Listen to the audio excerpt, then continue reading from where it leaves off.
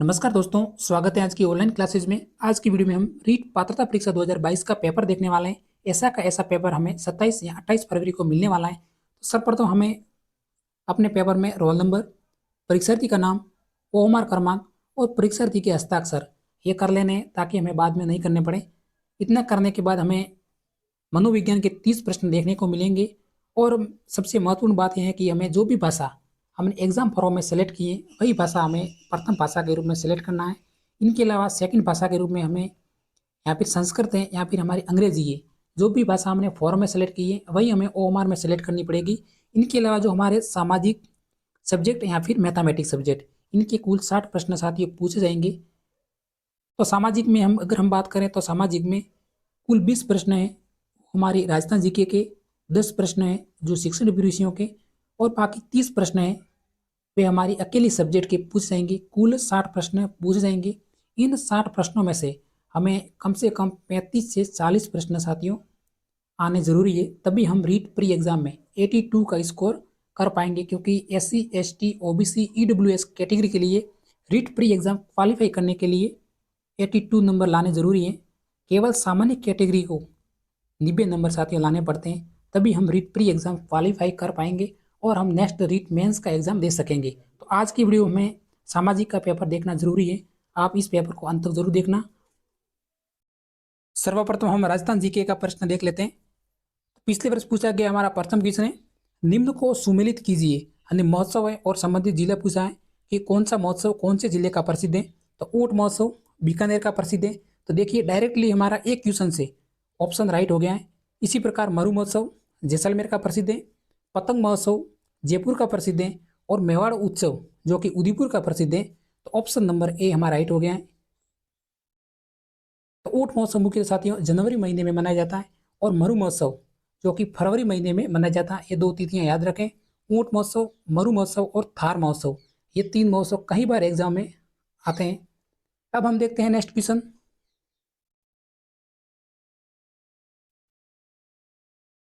Next question है, कौन सा सही सुमेलित नहीं है। यानी नदियां दी हुई है और इन नदियों की सहायक नदियां दी हुई हैं, तो कौन सी जो सही सुमेलित नहीं है।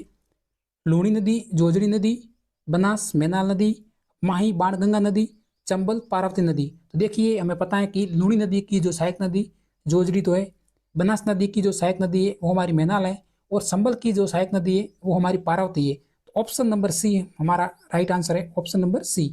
क्योंकि जो माही नदी है ये हमारे अरब सागरीय अफवाह प्रणाली है, और बाणगंगा नदी है ये हमारे बंगाल की खाड़ी का अफवाह प्रणाली है। Option number C. अब हम देखते हैं नेक्स्ट क्वेश्चन। अजमेर के पास स्थित पुष्कर में वराह मंदिर का निर्माण किसने करवाया था। बेसिक क्वेश्चन है साथियों, इस वीडियो को अंत तक देखते रहना। आपको कितने क्वेश्चन बन रहे हैं ये भी ध्यान रखना।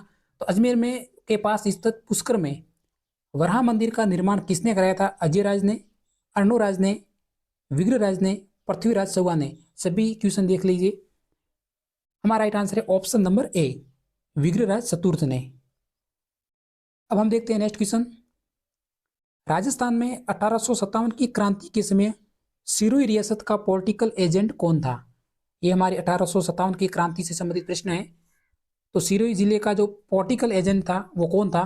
JD Hall, Eden, major Button, मैकमोसन। बताइए। हमारा राइट आंसर है option number A, J D Hall. अगर वीडियो अच्छा लगे तो साथ में लाइक भी करिए, क्योंकि इसी तरह क्लास लेकर आते रहते हैं। बहुत इंपॉर्टेंट क्लास होने वाली है साथियों। मोतीलाल तेजावत किस गांव के निवासी थे। यानी हमारे आंदोलन से संबंधित प्रश्न आया है, तो इससे भी ध्यान रखें। मोतीलाल तेजावत किस गांव के निवासी थे। Phalasia, सामलिया, colliery, Mangarh. Right answer बताइए। बेसिक क्वेश्चन है। हमारा राइट आंसर है ऑप्शन नंबर ए, कोलियारी गांव। अब हम देखते हैं नेक्स्ट क्वेश्चन। 1987 का सूर्यमल मिश्रण पुरस्कार कन्हैयालाल सेठिया की किस साहित्यिक रचना को दिया गया था। बताइए। लीलांटास, निग्रंथ, धरती धोरारी, सबत। 127वां क्वेश्चन। राइट आंसर है हमारा ऑप्शन नंबर डी, सबत के लिए साथियों दिया गया था। ऑप्शन नंबर डी हमारा राइट आंसर है। इसी तरह हमारा नेक्स्ट क्वेश्चन। हाथल गांव पूछा गया है कि हाथल गांव का संबंध राजस्थान के एकीकरण में कौन सी रियासत से जुड़ा है। हाथल गांव का संबंध किशनगढ़, झालावाड़, प्रतापगढ़, सिरोही। ये प्रश्न 2022 में के एग्जाम में आए हुए हम सॉल्व कर रहे हैं फाइनल आंसर की के अनुसार। तो हाथल गांव का संबंध राजस्थान के एकीकरण में कौन सी रियासत से जुड़ा हुआ है, बताइए राइट आंसर। तो हमारे ऑप्शन नंबर डी, सिरोही रियासत से, ऑप्शन नंबर डी हमारा राइट आंसर है। हम जल्दी से जल्दी इस प्रश्न को सॉल्व कर रहे हैं।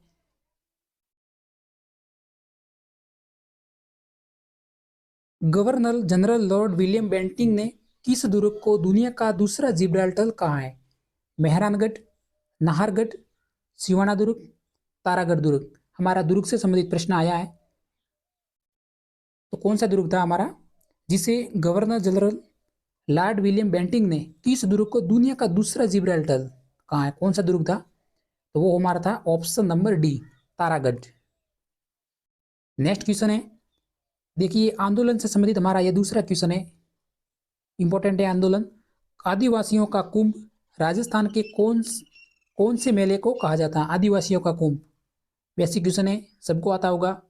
बेणेश्वर मेला, केला देवी मेला, जीण माता मेला, डिग्गी मेला। बताइए बेणेश्वर का मेला या फिर केला देवी। हमारा राइट आंसर ऑप्शन नंबर ए, बेणेश्वर मेले का साथियों आदिवासियों का कुंभ कहा जाता है। यह प्रश्न कई बार एग्जाम में आया हुआ है, इंपॉर्टेंट है। नेक्स्ट क्वेश्चन, है अब आभूषण से संबंधित हमारा प्रश्न है। क्लास को देखते रहिए साथियों, स्किप नहीं करना है। थमनियों, थेडियो, आड़, भूसी नामक आभूषण महिलाओं द्वारा कहाँ पर धारण किए जाते हैं? सिर में, कंठ में, हाथ में, कमर में। कंठ का मतलब है कि हमारे गले में, ठीक है। तो ये आभूषण कहाँ पहने जाते हैं? आपको कोई भी एक आभूषण आता होगा तो आंसर राइट होगा। ऑप्शन नंबर बी हमारा राइट आंसर है, ऑप्शन नंबर बी। अब हम जल्दी से जल्दी नेक्स्ट क्वेश्चन देखते हैं। Maharaja school of arts and crafts की स्थापना किस राजधानी शासक द्वारा करवाई गई? बताइए। सवाई जय सिंह, सवाई राम सिंह, जगत सिंह, जसवंत सिंह। 132 का क्वेश्चन है, राइट आंसर बताइए। हमारा राइट आंसर है ऑप्शन नंबर बी, सवाई मान सिंह। साथ में आपको नंबर को भी काउंट करने कि आपके कितना स्कोर बन रहा है साथियों।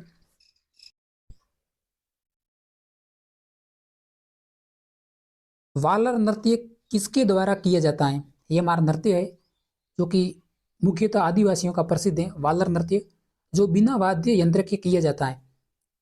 तो स्त्रियों द्वारा किया जाता है, पुरुषों द्वारा, स्त्री पुरुष दोनों द्वारा, या फिर इनमें से कोई नहीं। इंपॉर्टेंट प्रश्न है, कई बार एग्जाम में यह प्रश्न आया हुआ है। वालर नृत्य आपको आता होगा जरूर रूप से। हमारा राइट आंसर है option number C. Option number C को हम लॉक करेंगे यहाँ पे साथियों। ऑप्शन नंबर सी हमारा राइट आंसर है। अब हमारा नेक्स्ट क्वेश्चन, अब हमारे राजस्थान जीके के जो प्रश्न कंप्लीट हो गए, सब्जेक्ट के प्रश्न देख लेते हैं। देखने जरूरी है क्योंकि इसी तरह ही प्रश्न इस वर्ष भी पूछे जाएंगे।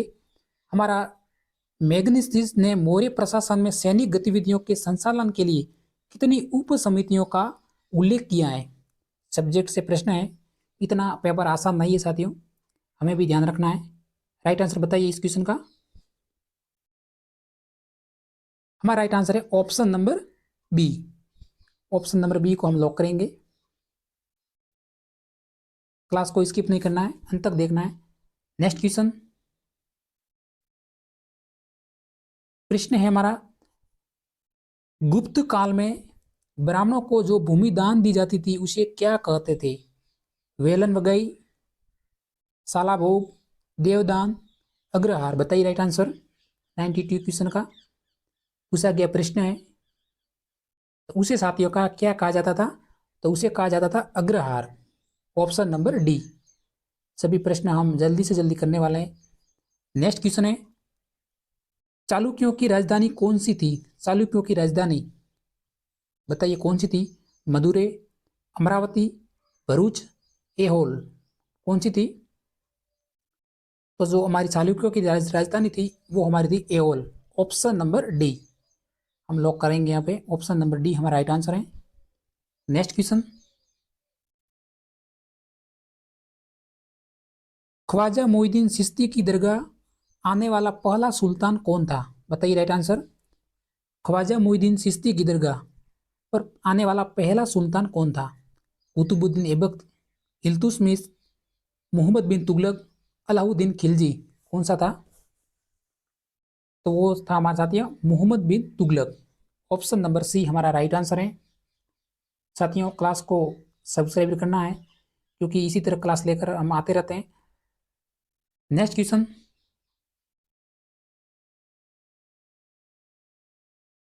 पोलज प्रति चासर बंजर भूमि के किस काल से संबंधित है?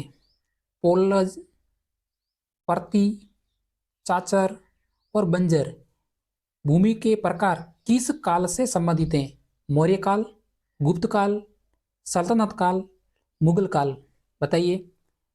हमें इस पेपर के अनुसार हमें कम से कम 40 क्वेश्चन आपको साथियों जरूर से आने चाहिए, क्योंकि इनके अलावा फिर हमारे पास हिंदी सब्जेक्ट हैं या फिर अंग्रेजी या संस्कृत में से कोई एक, उनके बाद साइको। तो अपनी सब्जेक्ट में हमें कम से कम 35 से 40 प्रश्न हमारे सही होने चाहिए। राइट आंसर बताइए इस क्वेश्चन का। ऑप्शन नंबर डी मुगल काल, ऑप्शन नंबर डी हमारा राइट आंसर है। फाइनल आंसर की के अनुसार, पूरा पेपर हमारा ऑफिशियल आंसर की के अनुसार मैं क्वेश्चन का आंसर बता रहा हूं। नेक्स्ट क्वेश्चन है, अकबर की सुलेख की पसंदीदा शैली कौन सी थी? भाई कौन सी थी अकबर की सुलेख की पसंदीदा शैली? नस्तलिक, कुफिक, मंजिल आबादी, हेरात। भाई रीट 2022 में ऐसा ही पेपर आया था। रीट 2022 में हमारा 96, ऑप्शन नंबर ए, ऑप्शन नंबर ए हमारा राइट आंसर है, नस्तलिक। नेक्स्ट क्वेश्चन,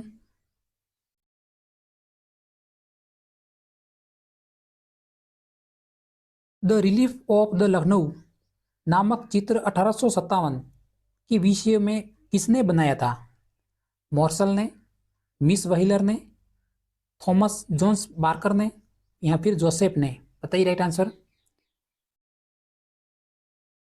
97 हमारा राइट आंसर है, option number C, Thomas Jones Barker ने बनाया था। ऑप्शन नंबर सी हमारा राइट आंसर है। नेक्स्ट क्वेश्चन है, बहुत इंपॉर्टेंट क्वेश्चन है, गुलामगिरी नामक पुस्तक के लेखक कौन थे? गुलामगिरी नामक पुस्तक, ऐसा ही पेपर हमको 28 फरवरी को मिलने वाला है। दयानंद सरस्वती, स्वामी विवेकानंद, ज्योतिराव फूले, राजा राम मोहन राय, गुलामगिरी। हमारा राइट आंसर है ऑप्शन नंबर सी, ज्योतिराव फूले। कई प्रश्न साथियों एग्जाम में रिपीट भी होते हैं, तो आपको पिछले वर्ष का पेपर देखना जरूरी है। नेक्स्ट क्वेश्चन, परिवार कल्याण विषय भारत के संविधान की किस अनुसूची में दिया गया है? परिवार कल्याण विषय कौन सी अनुसूची में दिया गया है? अनुसूची 4, 6, 9 या फिर 11वीं अनुसूची, कौन सी अनुसूची है? तो हमारी ये 11वीं अनुसूची, option number D, option number D हमारा राइट आंसर है। नेक्स्ट क्वेश्चन, भारतीय संविधान में संशोधन करने की शक्ति किसे प्राप्त है? भारत के संविधान में संशोधन करने की शक्ति उच्चतम न्यायालय को, मात्र लोकसभा को, मात्र राज्यसभा को या फिर संसद को? तो भाई संशोधन करने की जो शक्ति किसे प्राप्त है, ये क्वेश्चन आना चाहिए, इंपॉर्टेंट है। हमारा राइट आंसर है ऑप्शन नंबर डी, संसद को। ये प्रश्न ऐसा ही एग्जाम में भी आया था। नेक्स्ट क्वेश्चन है, भारत में विधिक सेवा दिवस कब मनाया जाता है? विधिक सेवा दिवस 1 जनवरी को, 10 अगस्त को, 9 नवंबर को, 10 दिसंबर को? भारत में विधिक सेवा दिवस, बेसिक प्रश्न है, देखिए ऑप्शन नंबर सी, 9 नवंबर को। साथियों पेपर कैसा है जरूर बताएं, टफ है या फिर मीडियम है या फिर सरल है? ऐसा ही पेपर साथियों 2022 का ये पेपर है, रीट प्री एग्जाम 2022। हम देख रहे हैं पेपर, हमारा राइट आंसर है ऑप्शन नंबर सी, 9 नवंबर। नेक्स्ट क्वेश्चन, भारत के संविधान की उद्देशिका में वर्णित शब्दों का सही क्रम बताइए। देखिए उद्देशिका में कौन से शब्द हैं जो शामिल हैं, बंधुता, समता, स्वतंत्रता, न्याय, या फिर समता, स्वतंत्रता, न्याय, बंधुता, स्वतंत्रता, समता, न्याय, बंधुता, न्याय, स्वतंत्रता, समता, या फिर बंधुता, यानी क्रमबद्ध कौन से। बहुत आसान क्वेश्चन नहीं है साथियों ये। राइट आंसर बताइए। तो हमारा राइट आंसर है ऑप्शन नंबर डी, क्रमबद्ध है। सर्वप्रथम न्याय है, उनके बाद स्वतंत्रता है, फिर समता है, फिर बंधुता। ऑप्शन नंबर डी हमारा राइट आंसर है। नेक्स्ट क्वेश्चन है, भारत में लैंगिक अपराधों से बालकों का संरक्षण अधिनियम कब लागू हुआ। ये प्रश्न है। भारत में लैंगिक अपराधों से बालकों का संरक्षण अधिनियम 2008, 2010, 2011, 2012। तो ये साथियों हमारा राइट आंसर है ऑप्शन नंबर डी, 2012 में। ये प्रश्न कांस्टेबल एग्जाम्स में आया हुआ है। नेक्स्ट क्वेश्चन, जल्दी से जल्दी हम प्रश्न देख रहे हैं। मैं इस विस्तार से नहीं बता रहा हूँ क्योंकि हमें पूरा पेपर देखना है। मात्र राजस्थान जीके का 60 क्वेश्चन देखने वाले हैं। ज़्यादा से ज़्यादा तो हो गए सवाल, कुछ ही सवाल बाकी है। तो निम्न में से कौन सा अनुच्छेद 51 क में दिए गए मूल कर्तव्य में सम्मिलित नहीं है। तो मूल कर्तव्य में कौन सा जो अनुच्छेद है वो सम्मिलित नहीं है।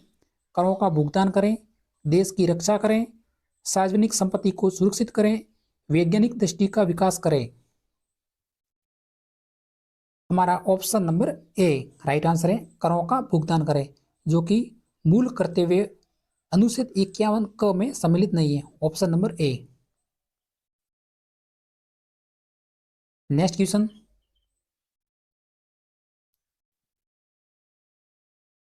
किस संविधान संशोधन द्वारा मंत्रिपरिषद का आकार निर्धारित किया गया। बताइए राइट आंसर। आपको पूरा पेपर आंसर की के अनुसार सॉल्व करके बता रहा हूं। किस संविधान संशोधन द्वारा मंत्रिपरिषद का आकार निर्धारित किया गया है। कौन सा संविधान संशोधन है साथियों, बताइए राइट आंसर। और क्लास को साथियों लाइक जरूर करें क्योंकि बहुत मेहनत से वीडियो बनाने पड़ते हैं। हमारा राइट आंसर है option number B, 91। Next question है,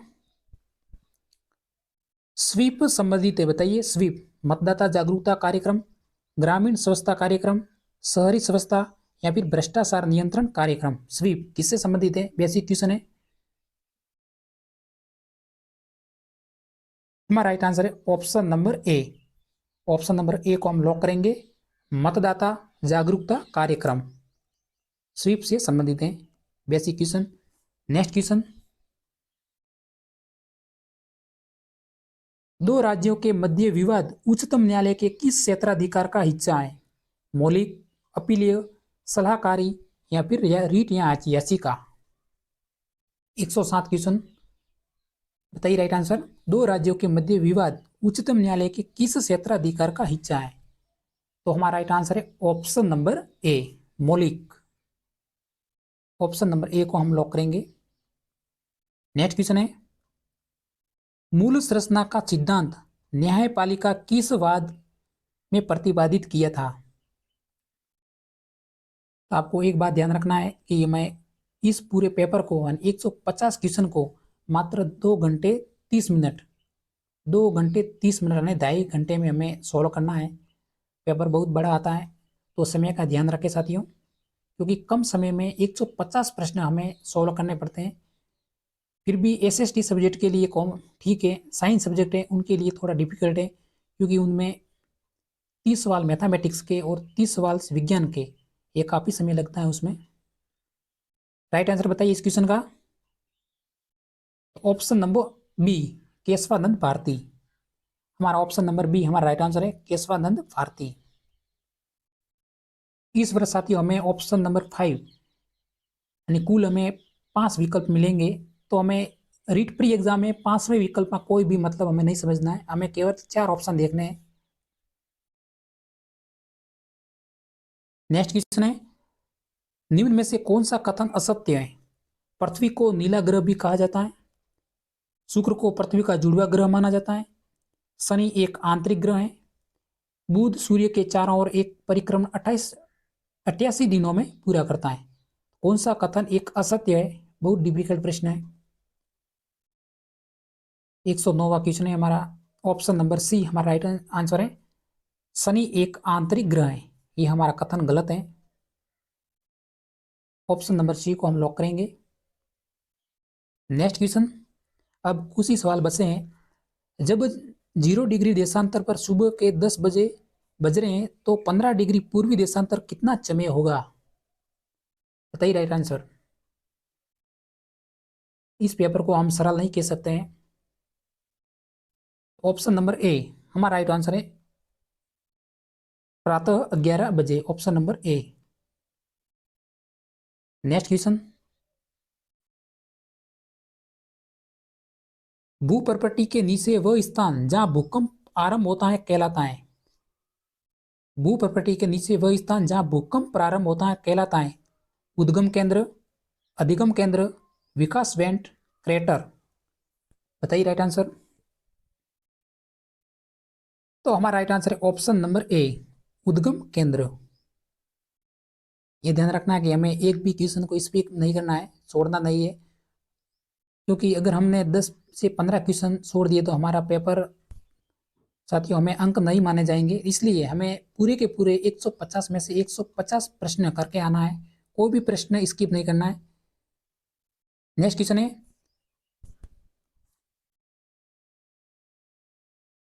भूकंप और ज्वालामुखी घटित होने का कारण है। भूकंप और ज्वालामुखी घटित होने का कारण है अंतर्जनित बल, बहिर्जनित बल, अंतर्जनित एवं बहिर्जनित बल, सौरमंडल। कौन सा है? इस क्वेश्चन को पिछले वर्ष साथियों बोनस के रूप में माना गया है। ये बताना है कि आपको ये प्रश्न कैसा लग रहा है। पिछले वर्ष इस प्रश्न में बोनस साथियों दिया था। नेक्स्ट क्वेश्चन, अगुलहास धारा कौन से महासागर में प्रवाहित होती है? अगुलहास धारा आर्कटिक महासागर, अंटार्कटिक महासागर, प्रशांत महासागर, हिंद महासागर। ये हमारा ऑफिशियल पेपर है 2022 का, बिल्कुल ऑफिशियल पेपर।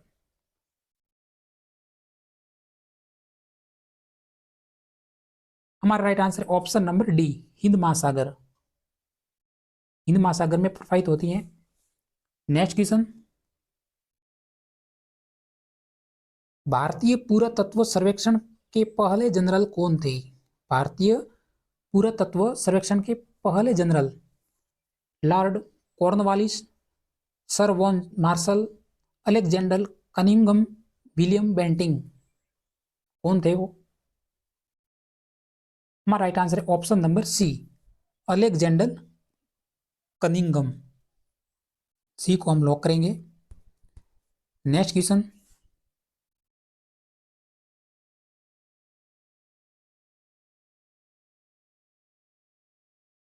थेरी गाथा के संबंध में कौन सा कथन सत्य है? थेरी गाथा के संबंध में, वीडियो को स्किप ना करें। थेरी गाथा के संबंध में कौन सा कथन सत्य है? यह सूत पिटक का हिस्सा है, इसमें भिक्षुनियों द्वारा रचित संदों का संकलन किया गया है, यह विनय पिटक का हिस्सा है, या फिर इसमें महिलाओं और सामाजिक आध्यात्मिक अनुभवों के बारे में अंतर्दृष्टि मिलती है। कौन सा कथन सत्य है? बताइए राइट आंसर।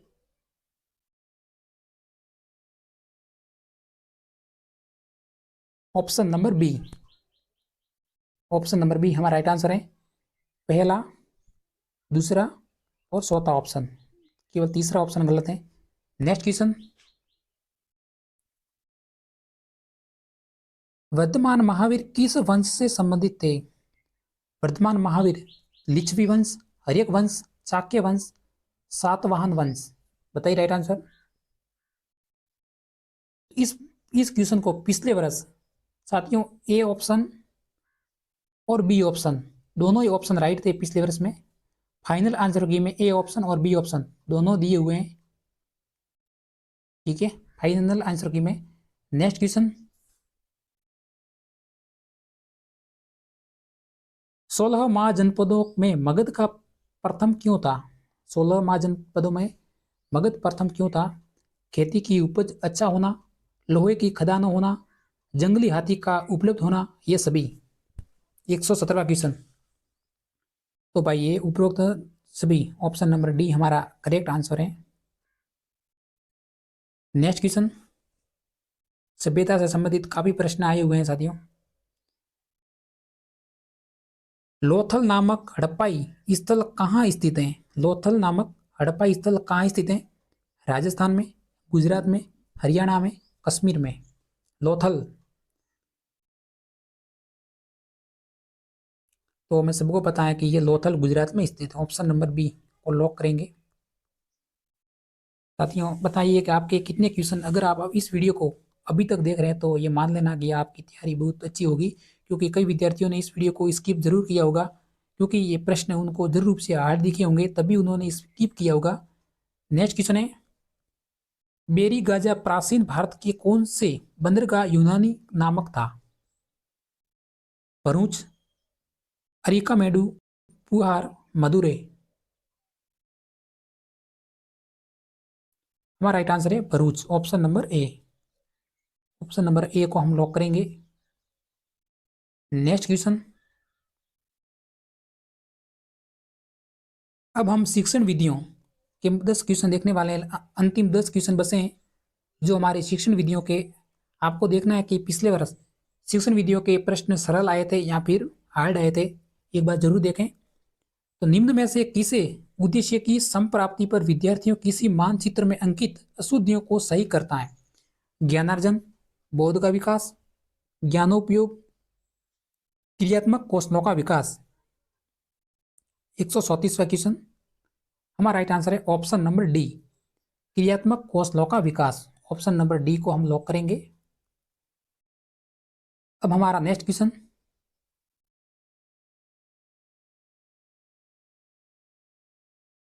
शिक्षा नई पीढ़ी के सामाजिकरण के अतिरिक्त कुछ नहीं है कथन कहा था? दुर्खिम ने, बोसिंग ने, अरस्तु ने, टीपी नन्ना ने। भाई देखिए शिक्षण अभिरुचियों के प्रश्न भी हार्ड दिख रहे हैं मेरे को तो। 135वां क्वेश्चन, हमारा right answer Durkheim, option number A को लॉक करेंगे। नेक्स्ट क्वेश्चन है, model of understanding level of teaching किस नाम से जाना जाता है? बताइए, Herbart model, Morrison model, Ausubel model, टर्नल टीचिंग मॉडल। 137वां क्वेश्चन शिक्षण अभिरुचियों से संबंधित प्रश्न है। 137वां क्वेश्चन का हमारा राइट आंसर है option number B, Morrison model. Option number D को हम लॉक करेंगे, हमारा राइट आंसर है। नेक्स्ट क्वेश्चन,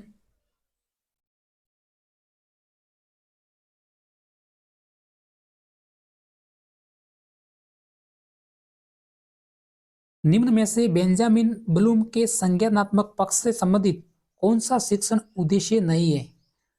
आपको सभी क्लासेज वाले जरूर रूप से सरल वीडियो बताएंगे, लेकिन आप पेपर देख रहे होंगे कि भाई कैसा छपा है पिछले वर्ष रीट 2022 में।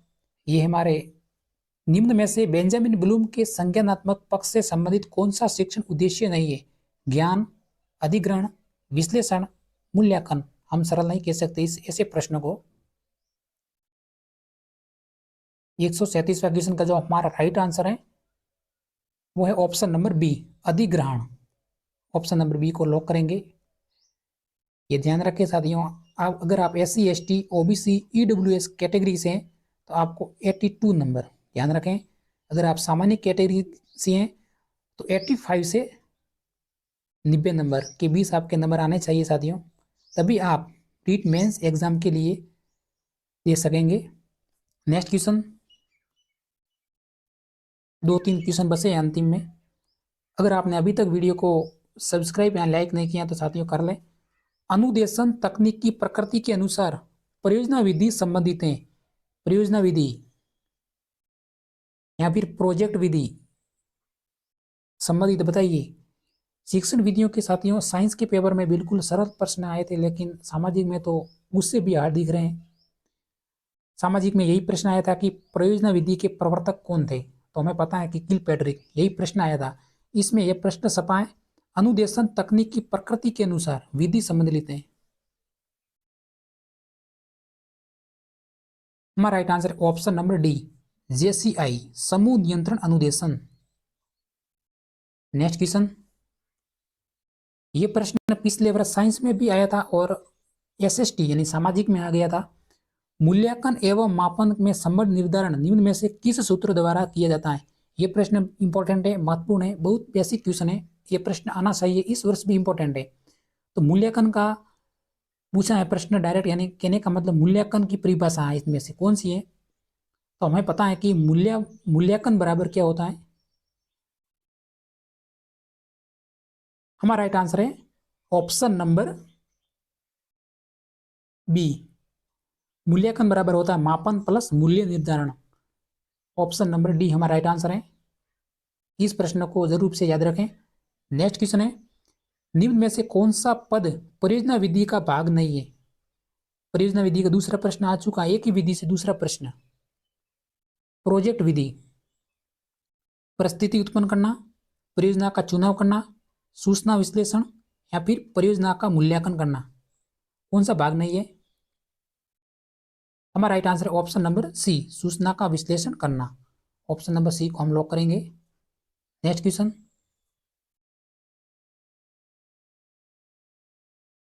आप देख सकते हैं साथियों, राष्ट्रीय शिक्षा नीति 1986 इस वर्ष ध्यान रखें राष्ट्रीय शिक्षा नीति 2020 लागू हो चुकी है। बहुत इंपॉर्टेंट है राष्ट्रीय शिक्षा नीति 2020 यानी एनईपी 2020।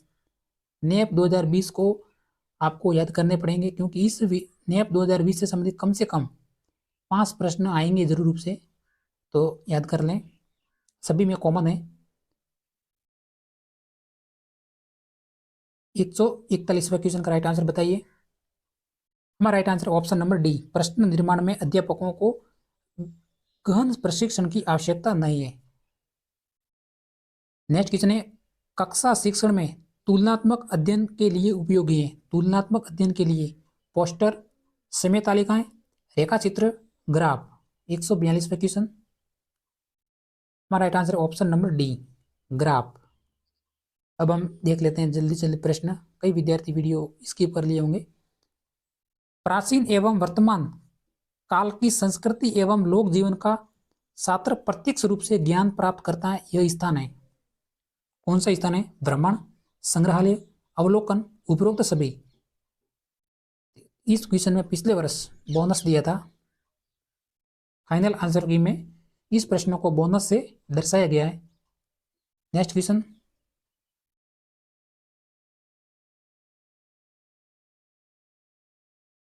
उत्तर भारतीय मैदान में बाढ़ निर्मित नए युवा निक्षेपों को कहा जाता है। बताइए क्या कहा जाता है। भाई सामाजिक के विद्यार्थी जो भी इस पेपर को अभी तक देख रहे हैं, तो ये ध्यान रखें कि इसको पेपर को हल्के में नहीं लें, क्योंकि यही पेपर आपका रिट मेंस एग्जाम में बाधा का कारण बनेगा। ऐसा ही पेपर आता है, क्योंकि सामाजिक में 144वां क्वेश्चन, उत्तर भारतीय मैदान में बाढ़ निर्मित नए युवा निक्षेपों को क्या कहा जाता है ना। देखिए, नए युवा निक्षेप, ऑप्शन नंबर बी, खादर हमारा राइट आंसर है। ऑप्शन नंबर बी को हम लॉक करेंगे। नेक्स्ट क्वेश्चन है, भारत में बहुतायत से पाए जाने वाला वन कौन सा है। कौन सा वन क्षेत्रफल में ज्यादा है? उष्णकटिबंधीय पर्णपाती वन, उष्णकटिबंधीय कांटेदार वन, उष्णकटिबंधीय सदाबहार वन, पर्वतीय वन। पूरे पेपर में अगर माना जाए तो कम से कम 35 प्रश्न तो मिनिमम बन रहे हैं सही, क्योंकि इतने तो बनने चाहिए। 35 क्वेश्चन तो सरल हैं, बाकी हार्ड हो सकते हैं। तो भारत में बहुतायत से कौन से वन पाए जाते हैं? वो हमारे पाए जाते हैं उष्णकटिबंधीय पर्णपाती वन। ये प्रश्न सभी को आता होगा, कॉन्स्टेबल में आया हुआ प्रश्न है। नेक्स्ट क्वेश्चन, अब हम वीडियो अंतिम की ओर हैं। कौन सी फसल को सुनहरा रेशा के नाम से जाना जाता है? सुनहरा रेशा बेसिक प्रश्न। तो वो हमारा सुनहरा रेशा, जूट, इसको याद रखें, जूट सुनहरा रेशा के नाम से जाना जाता है। धात्विक खनिज युग्म कौन सा है? मैग्नीज तांबा, तांबा ग्रेफाइट, लोहा अब्रक, अब्रक डोलोमाइट। धात्विक खनिज तो वो हमारा मैग्नीज और तांबा। Next question,